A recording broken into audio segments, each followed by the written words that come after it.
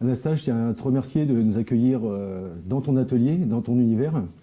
On est là pour te découvrir, découvrir l'artiste que tu es, découvrir ton œuvre. Est-ce que déjà tu peux nous dire un petit mot sur ton parcours d'artiste? Bon, ça c'est compliqué, mais bon, je vais faire assez vite. À l'école primaire, à l'époque, sur les cahiers de récitation, il fallait illustrer le poème ou la récitation avec un dessin. Donc ça a commencé comme ça. Et puis après, j'ai continué. Voilà, je suis passé par, évidemment, d'autres phases. Je suis allé à l'école à Poitiers 3 ans. Et là, le professeur m'avait dit que je n'avais plus rien à faire ici. Et donc, j'ai continué à voler de mes propres ailes, toujours dans la forme, la couleur, la peinture, puis ensuite la sculpture. De temps en temps, dans ta carrière, tu as essayé, à travers ton œuvre, de transmettre des messages. Le message, c'est pas vraiment un message. Moi, je fais de la peinture, je ne suis pas littéraire ni politique. J'en reviens à ce que j'ai dit. On est entouré par des tas d'objets, bon, un immeuble, une bagnole, un dé à coudre, etc. Mais on les associe toujours en fonction de ce qu'on appelle une unité de conscience, dont le but est généralement l'utilité qu'on peut en faire.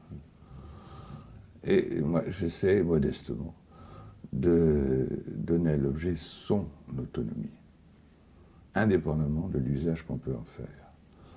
Donc, je le contraste avec d'autres objets, et je prétends qu'une conscience synthétique, normale, ne peut pas faire ce genre de composition. Parce qu'elle vraiment, elle ne sert à rien, si ce n'est à mettre en valeur cet objet. J'ai arrêté de sculpter parce que, bon, on n'est pas éternel. Et il me semblait que je m'étais suffisamment exprimé à travers la sculpture, notamment la taille directe surtout. Hein. Et je crois qu'un peintre ou un sculpteur, la base quand même, c'est l'appréhension de l'objet dans l'espace, hein, par le dessin, Et donc, je me suis intéressé d'un coup à la peinture. Qu'est-ce que je pourrais bien faire là-dedans? Est-ce que je pourrais apporter quelque chose? Enfin, c'est toutes les questions qu'on se pose. Hein. Il faut être prétentieux un peu, parce que sinon on ne fait rien.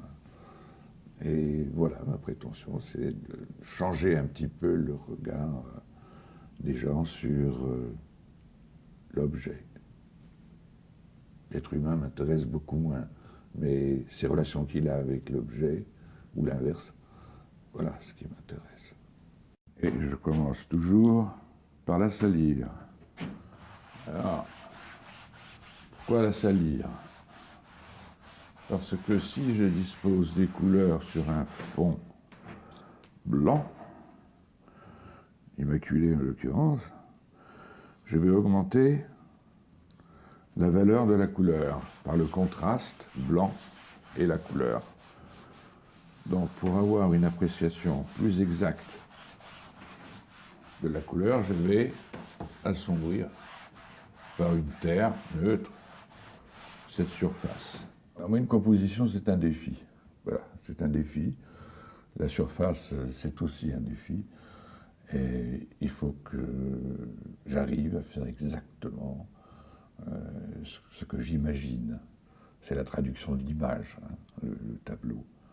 Tout commence par des images, d'ailleurs.